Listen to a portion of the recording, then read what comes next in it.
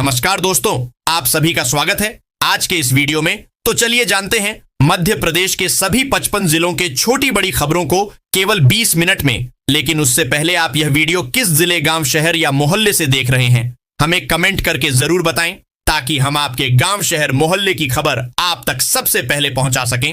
अगर खबरें आपको पसंद आए तो हमारे वीडियो को लाइक करके चैनल को सब्सक्राइब जरूर करें। मध्य प्रदेश के सरकारी मेडिकल कॉलेजों में कार्यरत जूनियर डॉक्टरों ने लंबित स्टाइपेंड संशोधन को लेकर सोमवार सुबह 9 बजे से हड़ताल शुरू कर दी है। जूनियर डॉक्टर्स एसोसिएशन JDA के नेतृत्व में रेजिडेंट डॉक्टर, सीनियर रेजिडेंट और इंटर्न OPD सेवाओं का बहिष्कार कर रहे हैं। डॉक्टरों का कहना है कि जब तक उनकी मांगें पूरी नहीं होती तब तक वे OPD में सेवाएं नहीं देंगे। मध्य प्रदेश में शिक्षकों के लंबित क्रमोन्नति, वेतनमान और पेंशन संबंधी मामलों का तुरंत निराकरण के लिए स्कूल शिक्षा विभाग ने महत्वपूर्ण पहल की है। लंबित समस्याओं के निराकरण के लिए परिवेदना निवारण शिविर का आयोजन सोमवार से किया जा रहा है। इस संबंध में लोक शिक्षण संचालनालय DPI ने दिशा निर्देश जारी कर दिए हैं। राज्य अधिवक्ता परिषद के 5 वर्ष में एक बार होने वाले चुनाव के लिए अधिसूचना जारी हो गई है। इसके मुताबिक 12 मई को पूरे प्रदेश में एक साथ मतदान होगा। मतगणना 16 जून से शुरू होगी। कार्यकारिणी सदस्य के 25 में से 7 पद इस बार महिलाओं के लिए आरक्षित किए गए हैं, लेकिन इनमें से सिर्फ 5 पद के लिए ही चुनाव होगा। शेष 2 पदों पर मनोनयन किया जाएगा। प्रदेश भर के लगभग 87,000 वकील इस चुनाव में हिस्सा लेंगे। मुख्यमंत्री डॉक्टर मोहन यादव ने भारतीय क्रिकेट टीम द्वारा T20 वर्ल्ड कप क्रिकेट का फाइनल मुकाबला जीतने पर पूरी टीम और समस्त राष्ट्रवासियों को बधाई दी है। मैच देखने के बाद विजयी क्षण में उल्लास व्यक्त करते हुए उन्होंने कहा कि भारत इस विजय का हकदार था। मध्य प्रदेश की महत्वाकांक्षी लाडली बहना योजना की पात्र महिलाओं के लिए बड़ी खबर है। लाडली बहना योजना की 34वीं किस्त जल्द ही जारी होने वाली है। इस बार प्रदेश की करीब 1.28 करोड़ महिलाओं के खातों में सीधे 1,500 से 1,500 रुपए की राशि भेजी जाएगी। मुख्यमंत्री मोहन यादव सिंगल क्लिक के माध्यम से यह राशि पात्र महिलाओं के खातों में ट्रांसफर करेंगे। रविवार जहां एक ओर शहर रंगपंचमी के उल्लास में सराबोर था, वहीं दूसरी ओर सड़ी DDHकों पर घूमते कुत्तों के झुंड मासूमों और बुजुर्गों को अपना निशाना बना रहे थे। आलम यह रहा कि त्योहार की खुशी शाम होते होते दहशत में बदल गई। रंगपंचमी के मौके पर रविवार को अकेले JP अस्पताल में दोपहर तक 35 से अधिक मरीज रेबीज का टीका लगवाने पहुंचे। कृष्ण पाठेय बनाने में जुटी मध्य प्रदेश सरकार अब कृष्ण सर्किट बनाने की दिशा में काम कर रही है। इसके लिए विभिन्न राज्यों के बीच अनुबंध करने की तैयारी है। कुछ राज्यों के बीच सहमति भी बन चुकी है। राज्य एक दूसरे को किन विषयों पर सहयोग करेंगे, यह MOU में निर्धारित होगा। सर्किट बनने से न सिर्फ सुविधाओं का विस्तार होगा, बल्कि पर्यटन गतिविधियों को भी बढ़ावा मिलेगा। आगामी कलेक्टर गाइडलाइन का प्रस्ताव तैयार हो चुका है। इस सप्ताह जिला मूल्यांकन समिति की बैठक में रखा जाएगा। पंजीयन विभाग इस बार जिले की अलग अलग दरों वाली आसपास की 100 लोकेशन को मर्ज करने जा रहा है। इन लोकेशन पर दरों में अंतर होने से पंजीयन के दौरान खरीदारों से लेकर पंजीयन विभाग के अधिकारियों को भी परेशानी होती है। कूनो नेशनल पार्क की चर्चित मादा चीता ज्वाला ने आज 9 मार्च को एक साथ 5 शावकों को जन्म दिया है। इसके साथ ही भारत में चीतों की कुल संख्या बढ़कर 53 हो गई है। मध्य प्रदेश के मुख्यमंत्री मोहन यादव ने इसे वन्यजीव संरक्षण और प्रोजेक्ट चीता की महत्वपूर्ण उपलब्धि बताया है। इंदौर विकास प्राधिकरण IDA की विभिन्न आवासीय योजनाओं में वर्षों पहले भूखंड खरीदने वाले कई भूखंड धारक इन दिनों नियमों के कारण परेशान हो रहे हैं। दरअसल आवंटन के बाद 10 वर्षों की अवधि में निर्माण कार्य नहीं करने वाले प्लाट धारकों के नामांतरण, लीज नवीनीकरण और भूस्वामी अधिकार से जुड़ी प्रक्रियाएं फिलहाल अटकी हुई हैं। इससे हजारों आवेदकों के काम लंबित हैं। विगत दिनों नगरीय प्रशासन मंत्री कैलाश विजयवर्गीय की IDA में हुई बैठक में इसका मुद्दा उठा था और शासन स्तर से आदेश जारी करने की बात कही गई है। स्वच्छता में सिरमौर इंदौर ने रविवार को एक बार फिर दिखा दिया कि वह यूं ही नहीं नंबर 1 है। गेर खत्म हुई और नगर निगम के 400 से ज्यादा सफाई मित्र मशीनों के साथ सड़क पर उतर गए। देखते ही देखते मात्र 34 मिनट में राजवाड़ा सहित पूरे गेर मार्ग को चकाचक कर दिया गया। सबसे पहले राजवाड़ा क्षेत्र की सफाई हुई, इसके बाद सराफा, खजूरी बाजार, जवाहर मार्ग और आसपास के क्षेत्रों की सफाई शुरू हुई। अगले विधानसभा और लोकसभा चुनावों में महिलाओं के लिए 33% आरक्षण लागू होने जा रहा है। यह घोषणा मुख्यमंत्री डॉक्टर मोहन यादव ने रविवार को अशोकनगर जिले के करीला धाम में की। उन्होंने कहा कि महिला सशक्तिकरण की दिशा में केंद्र और राज्य सरकार ने अनेक कार्यक्रम शुरू किए हैं, जिनसे महिलाएं सशक्त हो रही हैं। भारतीय सेना में शामिल होकर देश की सेवा का सपना देखने वाले युवाओं के लिए बड़ी राहत की खबर है। रक्षा मंत्रालय और सेना भर्ती बोर्ड ने अग्निवीर रिक्रूटमेंट प्रक्रिया में बड़ा बदलाव किया है। फौजी बनने की हसरत रखने वाले युवाओं की आयु सीमा 1 साल बढ़ा दी गई है। अभी तक अग्निवीर बनने की अधिकतम आयु सीमा 21 वर्ष थी। भर्ती में 1 साल की बढ़ोतरी होने से हजारों युवाओं को फौजी की वर्दी पहनने का मौका मिलेगा।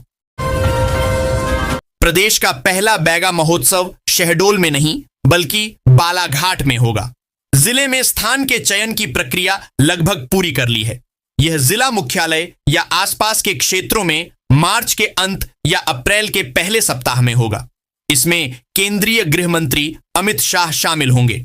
आदिवासी समाज से आने वाले अन्य केंद्रीय व राज्य के मंत्री व प्रमुख जन भी हिस्सा लेंगे। क्या आपकी टैक्स देनदारी 10,000 रुपए से ज्यादा है? अगर हां, तो कैलेंडर पर 15 मार्च की तारीख को लाल घेरे में डाल लीजिए। आयकर विभाग के नियमों के मुताबिक यह एडवांस टैक्स की चौथी और अंतिम किस्त जमा करने की आखिरी डेडलाइन है। अगर इस बार चूक गए तो सरकार आपसे केवल टैक्स ही नहीं बल्कि भारी भरकम ब्याज भी वसूलेगी। तय समय के भीतर एडवांस टैक्स नहीं भरने पर आयकर अधिनियम की धारा 234B और 234C के तहत ब्याज और पेनल्टी देनी पड़ सकती है। मेट्रो रेल के चेंजओवर क्रॉसिंग स्टेशन की राह में 36 आरा मशीनें बाधक बन रही हैं। स्थिति ये कि इनके लिए एयरपोर्ट के पास रातीबड़ में करीब 12 एकड़ क्षेत्रफल में 8 करोड़ रुपए की लागत से विकास कार्य किया गया है, लेकिन मशीनें शिफ्ट नहीं हुई। पुल पात्रा व पुल बोगदा के बीच ये मशीनें हैं। मेट्रो रेल कॉरपोरेशन के अफसरों का कहना है, कलेक्टर के माध्यम से करीब 5 करोड़ रुपए का मुआवजा भी दिया गया, बावजूद इसके काम शुरू नहीं होने दिया जा रहा है। इंदौर विकास प्राधिकरण IDA की बोर्ड बैठक जल्द होने वाली है, जिसमें नए वित्तीय वर्ष को लेकर बजट पेश किया जाएगा। सहकारी संस्थाओं को आवंटित संपत्तियों को फ्री होल्ड करने का प्रस्ताव लाकर लोगों को सौगात देने की तैयारी है। IDA भी संपत्तियों को फ्री होल्ड करता है, लेकिन जिन कॉलोनियों में सहकारी गृह निर्माण संस्था को प्लॉट दिए हैं, उन्हें फ्री होल्ड नहीं किया जा सकता। मध्य प्रदेश की आर्थिक राजधानी इंदौर के चंदन नगर चौराहा से कालानी नगर चौराहा तक 60 फीट चौड़ी सड़क बनाने का रास्ता साफ हो गया है। रोड के बनने से जहां आवागमन आसान होगा, वहीं ट्रैफिक जाम की समस्या से मुक्ति मिलेगी। रोड चौड़ीकरण में बाधित निर्माणों को तोड़ने की तैयारी है, क्योंकि नगर निगम तोड़फोड़ के नोटिस जारी करने जा रहा है।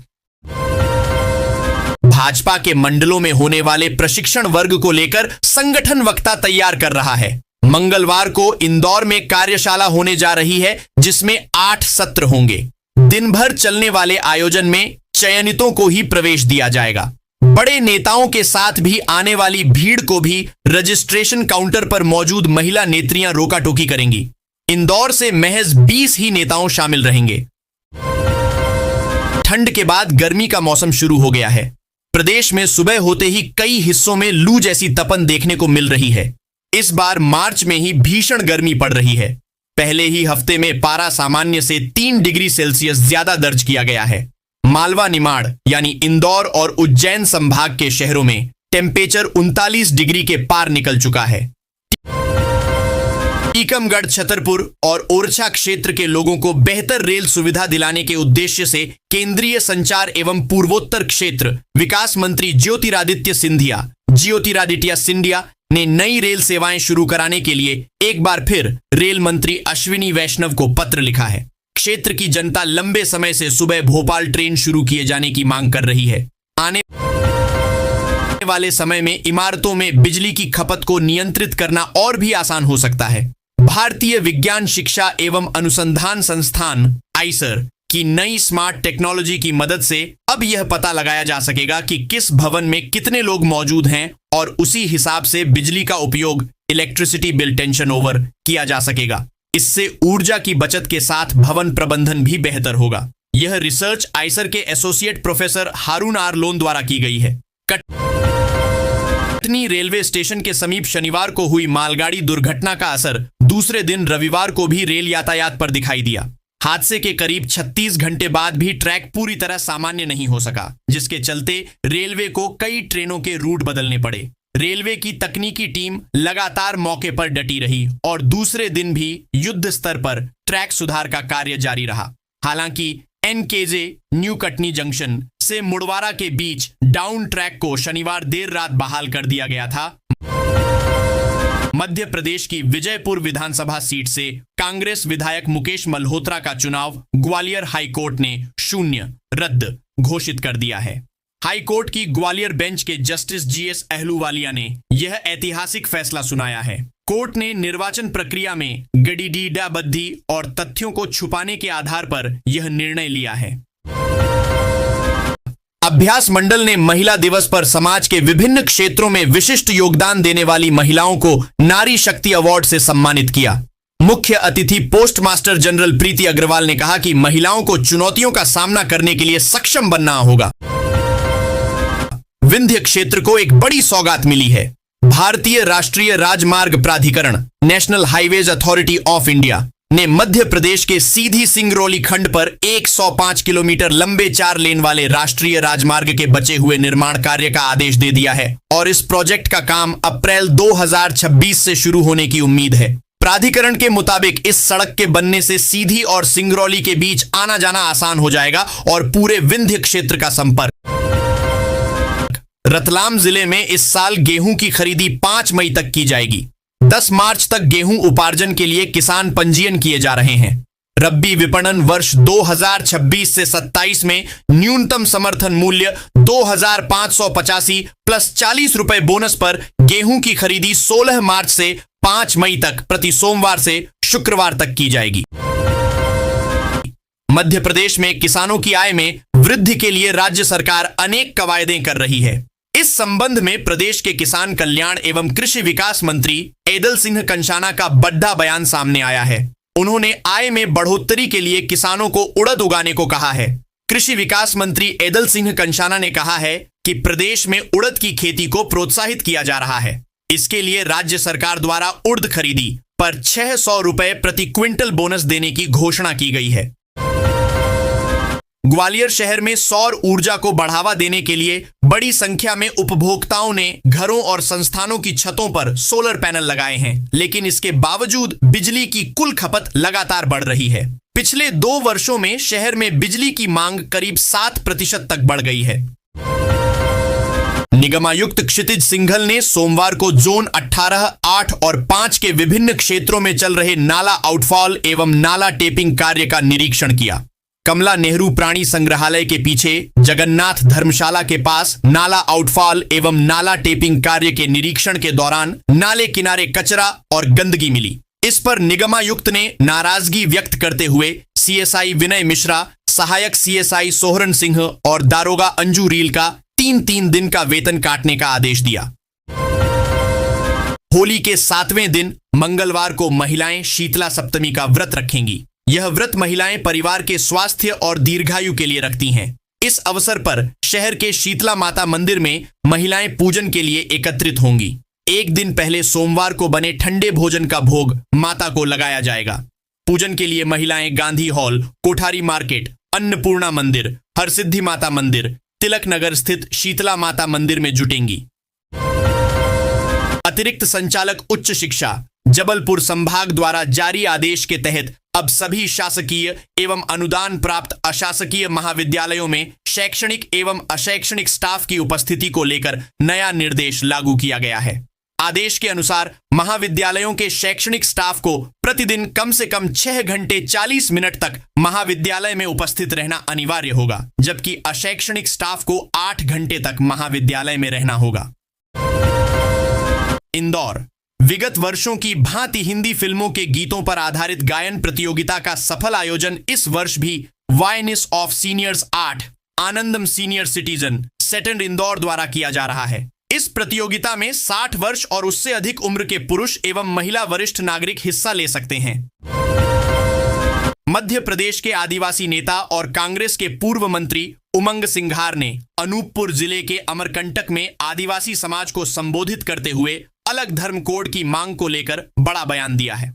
उन्होंने कहा कि अब समय आ गया है कि देश भर का आदिवासी समाज अपनी पहचान और संस्कृति बचाने के लिए एकजुट होकर आवाज उठाएं।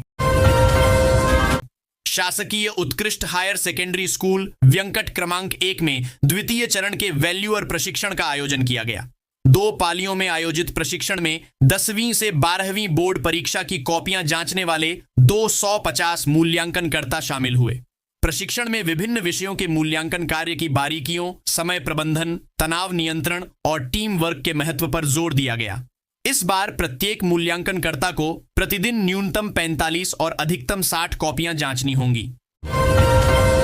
मध्य प्रदेश हाईकोर्ट की ग्वालियर खंडपीठ ने विजयपुर विधानसभा उपचुनाव 2024 से जुड़ी चुनाव याचिका पर ऐतिहासिक फैसला सुनाते हुए कांग्रेस विधायक मुकेश मल्होत्रा का निर्वाचन निरस्त कर दिया है।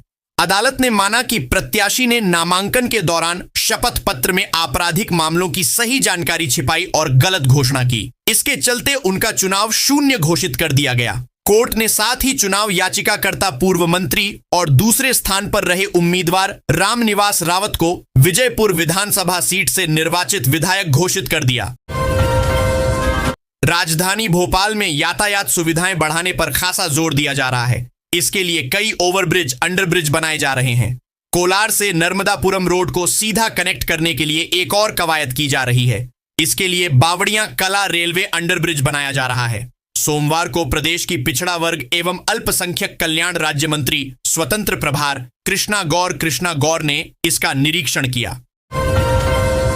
मध्य प्रदेश में सरकारी स्कूलों में शिक्षक भर्ती प्रक्रिया में बदलाव की तैयारी है। विभाग ने निर्णय लिया है कि अब शिक्षक भर्ती के लिए 2 अलग अलग परीक्षाएं नहीं बल्कि एक परीक्षा होगी। वह भी राज्य पात्रता परीक्षा होगी, जो अब देश भर में शिक्षक भर्ती के लिए अनिवार्य हो चली है। स्कूल शिक्षा विभाग ने इस बदलाव से जुड़ा विस्तृत प्रस्ताव मध्य प्रदेश कर्मचारी चयन मंडल ESB को भेजा जा रहा है। इंदौर एयरपोर्ट पर सोमवार को रनवे का डामर बिटुमेन पिघलने की घटना सामने आई। जानकारी सामने आते ही तुरंत उड़ानों का संचालन बंद कर सुधार कार्य कराया गया। इस दौरान दिल्ली और रायपुर से इंदौर आने वाली 2 उड़ानों को भोपाल डाइवर्ट करना पड़ा। यह उड़ान आधे घंटा बाद वापस इंदौर लौटी। सुधार कार्य के लिए करीब 20 मिनट उड़ानों का संचालन पूरी तरह से बंद किया गया। मध्य प्रदेश हाईकोर्ट की ग्वालियर खंडपीठ ने साईनाथ शिक्षण संस्थानों से जुड़े 2 अलग अलग मामलों में सुनवाई करते हुए बोर्ड को अलग से यूजर आईडी और पासवर्ड जारी करने का निर्देश देने से इनकार कर दिया। हालांकि अदालत ने स्पष्ट किया कि दोनों कॉलेजों के पात्र छात्रों को आगामी DLED परीक्षाओं में शामिल होने से रोका नहीं जाएगा और उनके परीक्षा फॉर्म समय पर भरे जाएं।